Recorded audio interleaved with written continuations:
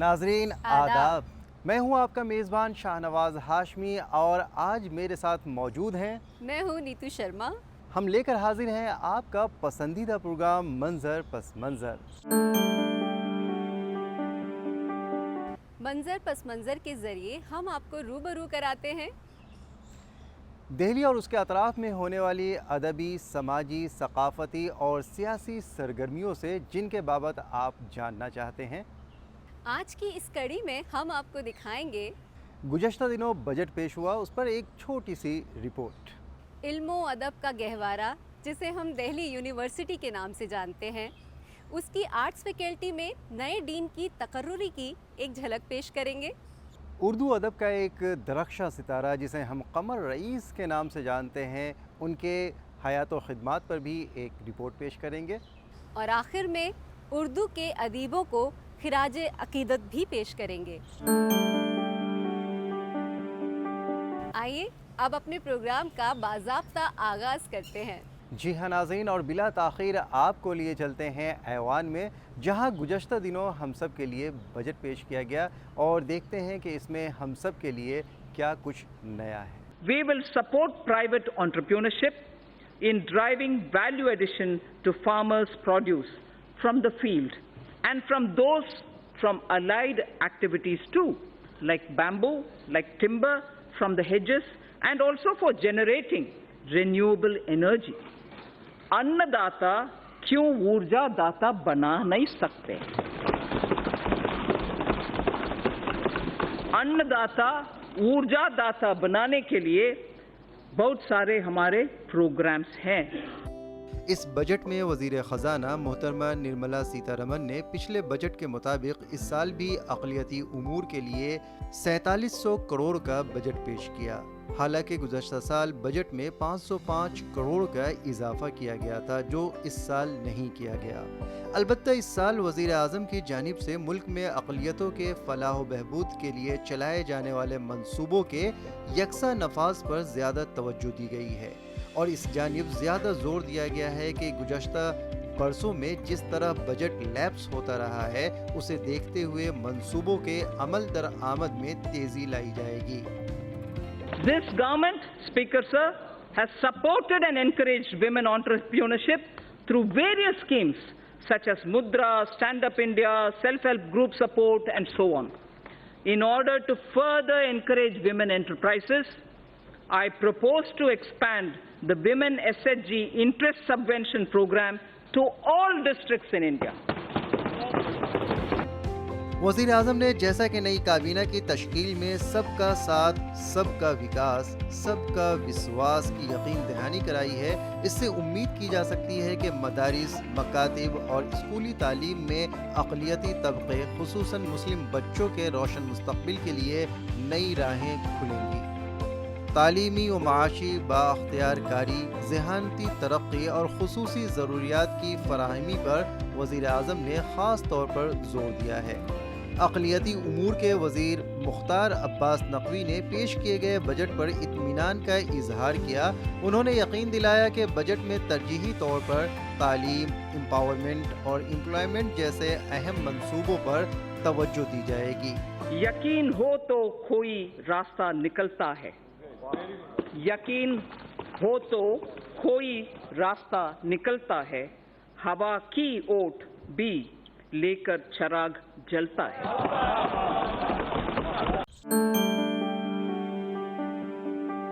नीतू, आपने देखा कि हमारी हुकूमत अवामुन्नास के लिए किस तरह कोशा रहती है और वो उनकी हमेशा से ये कोशिश रहती है कि अवाम के हर तबके का ख़याल रखा जाए। हर तबके के लिए उन्होंने बजट में कुछ न कुछ पेश किया और हमें भी यकीन है और शायद आपको भी यकीन होगा कि इस बजट से अवाम को फ़ायदा पहुँचेगा। बिल्कुल सही फरमाया आपने शाहनवाज, क्योंकि हमारा मुल्क जो है वो कसरत में वहदत रखता है। अगर आपके अक़दामात से सभी खुश हों तो इसके दो ही मतलब अख़ज़ किए जा सकते हैं, एक तो कोई भी खुश नहीं है और या फिर आप किसी के ज़ेरे असर हैं।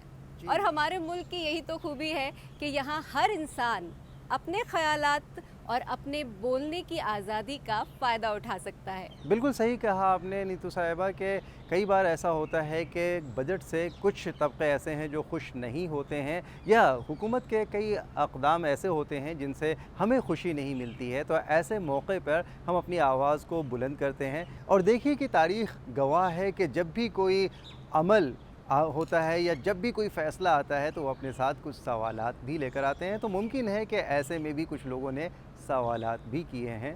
तो शाहनवाज़, अब हम आपको ले जा रहे हैं दिल्ली यूनिवर्सिटी। क्या कोई ख़ास बात? आप सवाल बहुत पूछते हैं, तो चलिए पहले एक शेर सुन लीजिए। उर्दू है जिसका नाम हम ही जानते हैं दाग, सारे जहां में धूम हमारी ज़बां की है। तो जनाब, ऐसा ही हुआ है कि जब से दिल्ली यूनिवर्सिटी का क़याम अमल में आया है, तब से लेकर आज तक उर्दू के एक ही प्रोफ़ेसर आर्ट्स फैकल्टी के डीन मुकर्रर हुए थे। गुज़िश्ता दिनों उनके बाद एक और प्रोफ़ेसर ने आर्ट्स फैकल्टी के डीन का ओहदा संभाला है। नीतू, आपकी मुराद प्रोफेसर इर्तज़ा करीम से है, जिन्होंने गुज़श्ता दिनों दिल्ली यूनिवर्सिटी के डीन फैकल्टी ऑफ आर्ट्स का ओहदा संभाला है। तो आइए अपने नाज़रीन को भी वहाँ लेकर चलते हैं।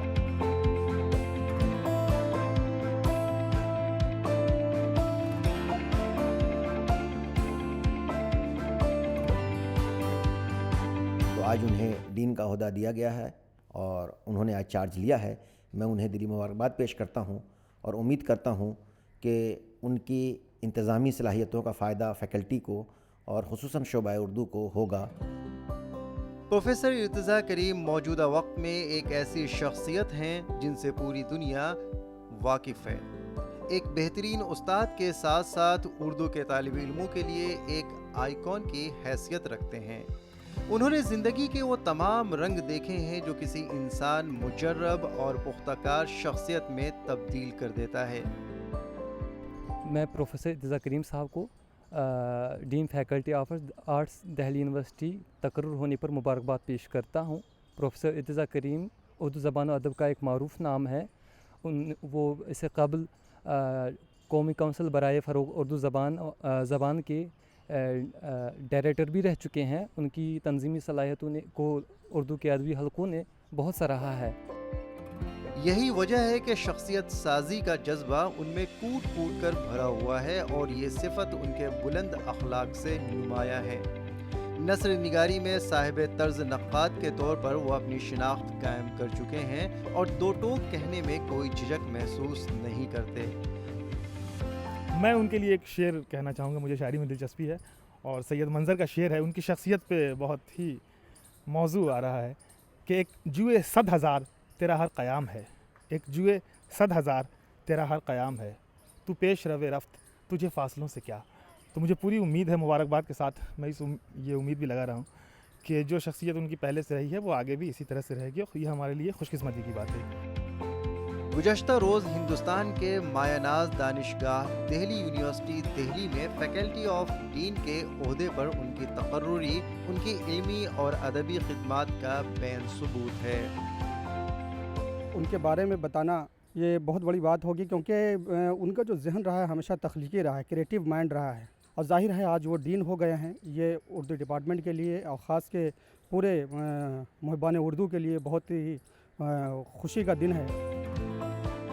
दिल्ली यूनिवर्सिटी की तारीख़ में उर्दू असातिज़ा में प्रोफेसर इर्तज़ा करीम दूसरी काबिल लिहाज शख्सियत हैं जिन्होंने बतौर फैकल्टी ऑफ डीन का अपना ओहदा संभाला है।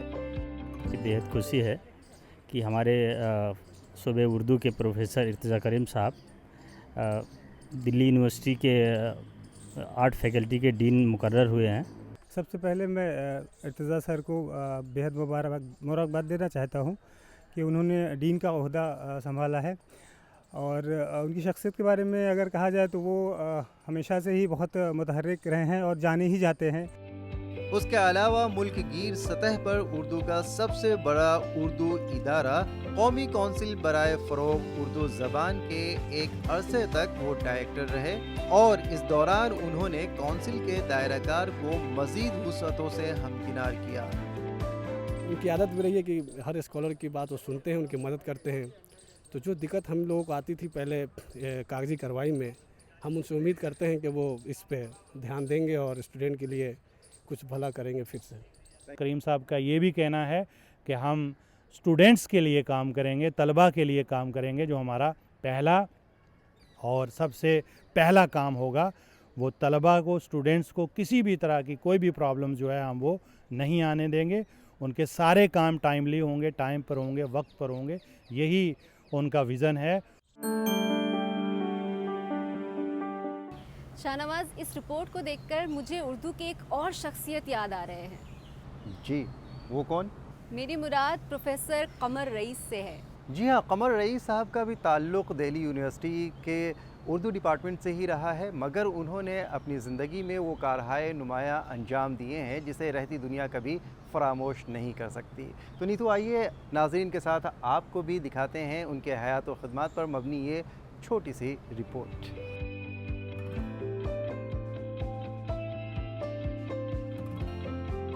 कमर रईस, जिनका असल नाम मुसाहिब अली था, 12 जुलाई 1932 को यूपी के शाहजहांपुर में पैदा हुए।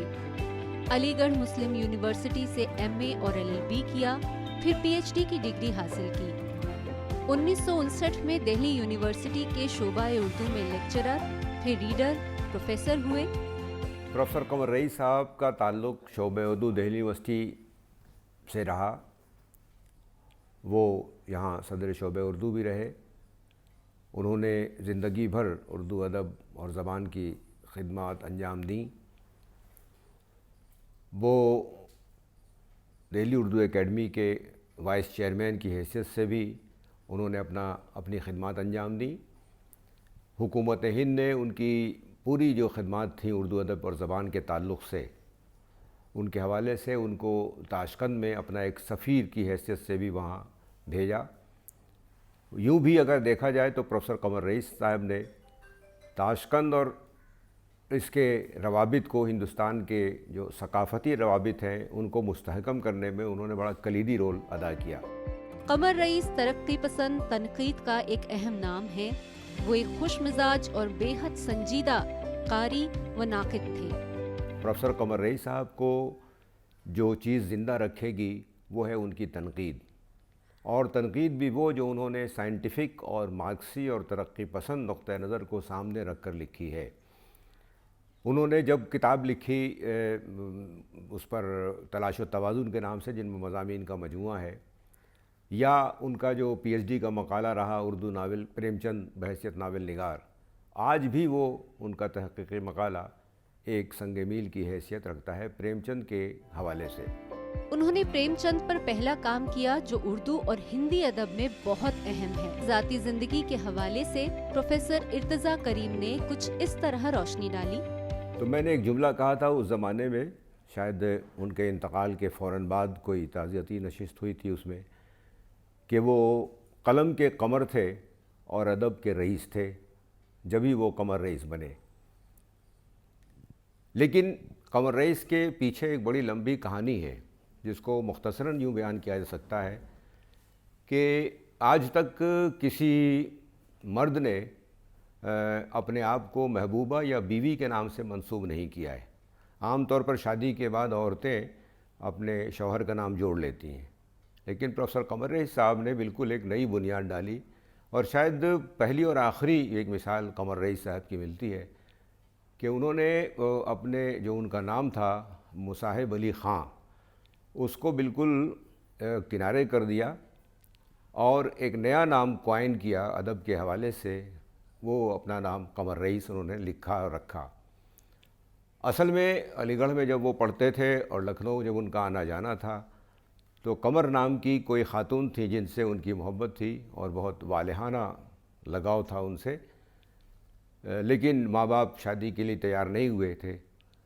उनकी शादी बाद में जो है रईस ख़ातून से हुई, तो उन्होंने अपनी महबूबा का नाम जो लिया वो कमर, और रईस ख़ातून से लिया रईस, और दोनों को मिला करके उन्होंने एक नया नाम कायम किया कमर रईस, और वही नाम वो ज़िंदगी भर लिखते रहे।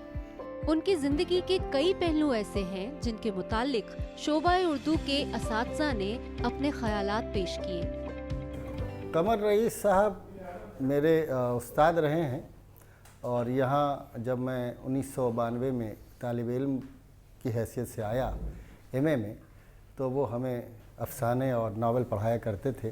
بعد میں ایم فل میں انہوں نے ہمیں تنقید بھی پڑھائی. قمر صاحب جب رشید احمد صدیقی کی نگرانی میں پی ایچ ڈی کر رہے تھے تو اپنا پہلا باب لکھ کر ان کے سامنے لے گئے، اور ظاہر ہے کہ دنیا جانتی ہے کہ قمر رئیس صاحب کا تعلق ترقی پسند تحریک سے رہا ہے، اور رشید احمد صدیقی کو ترقی پسند تحریک بالکل پسند نہیں تھی. ترقی پسند ادب پہ انہوں نے باضابطہ ایک طویل مضمون بھی لکھا ہے جو اس کے خلاف ہے.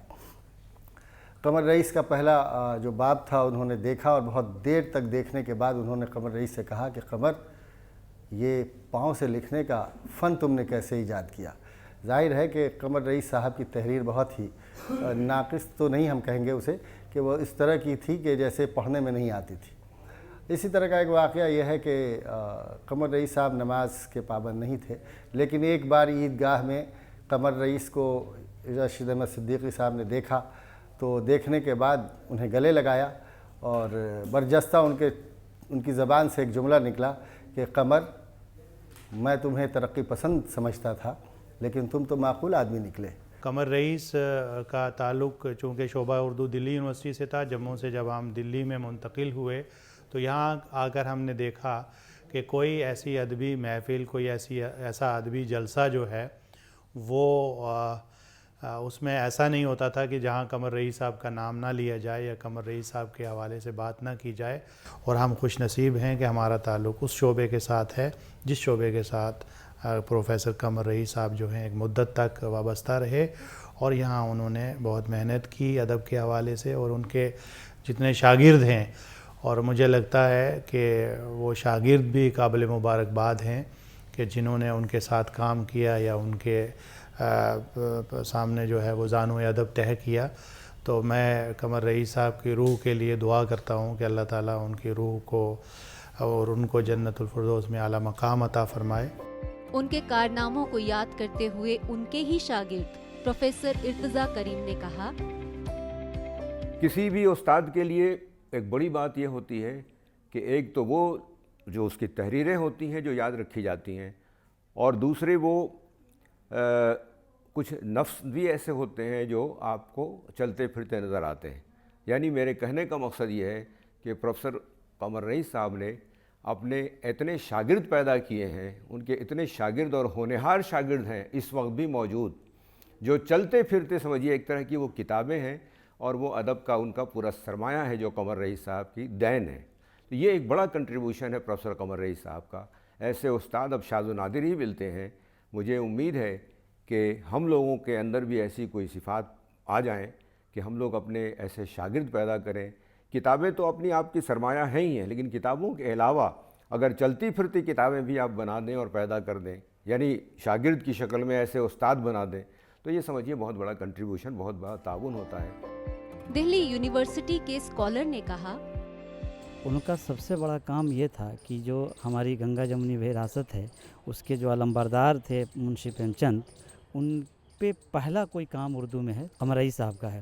پروفیسر قمر رئیس اس دور میں یہ اس کام کو کر گئے ہیں جس دور میں اردو والے یا ہندی والے اس کو سوچنا بھی نہیں سمجھ رہے تھے، اس پہ کوئی ان کی سوچ نہیں تھی. تب انہوں نے منشی پریم چند پہ انہوں نے پہلا کام کیا. یہ ہندوستان کا پہلی پی ایچ ڈی ہے جو قمر رئیس صاحب کے دوارا کی گئی ہے. قمر رئیس کی یہی خوبی ہے کہ وہ عصری مسائل کو نظر انداز نہیں کرتے ہیں، اور نہ ہی سماجی اثرات، انفرادی تجربے، ذات کی پیچیدگیوں اور فنی تہداریاں، یہ ساری باتیں ان کے یہاں ادبی تخلیق کے حسن کی علامت ہیں. پروفیسر قمر رئیس صاحب بڑے دانشور، بڑے محقق، بڑے نقاد، بہت اچھے استاد کہے جاتے ہیں، لیکن مجھے ایسا لگتا ہے کہ وہ ایک بہت اچھے انسان تھے، اور ان کی انسان دوستی اس پائے کی تھی کہ بلا تفریق ہر طالب علم ہو، استاد ہوں، انسان ہو، ان سے محبت کرتے تھے. میں جواہر لال نہرو یونیورسٹی کا طالب علم رہا، لیکن اکثر ان سے ملاقات رہتی تھی اور ان سے فیضیاب ہونے کا شرف حاصل رہا ہے.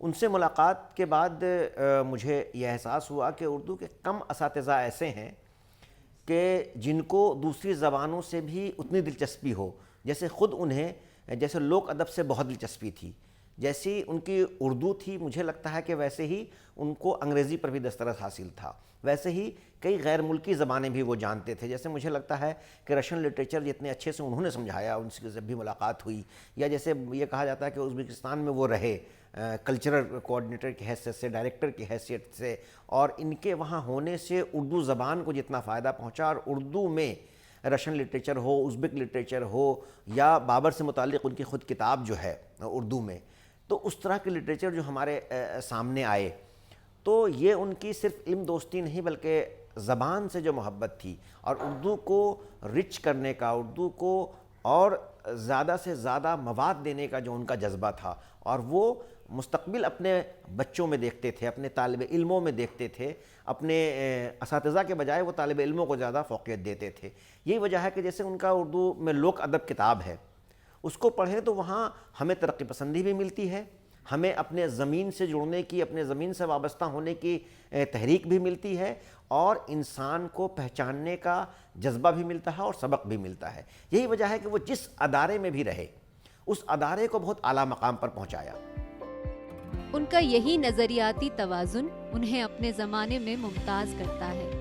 قمر رئیس نام کا یہ تابندہ ستارہ 12 جولائی 1932 کو طلوع ہوا اور 29 اپریل 2009 کو اس دنیا کو الوداع کہہ گیا.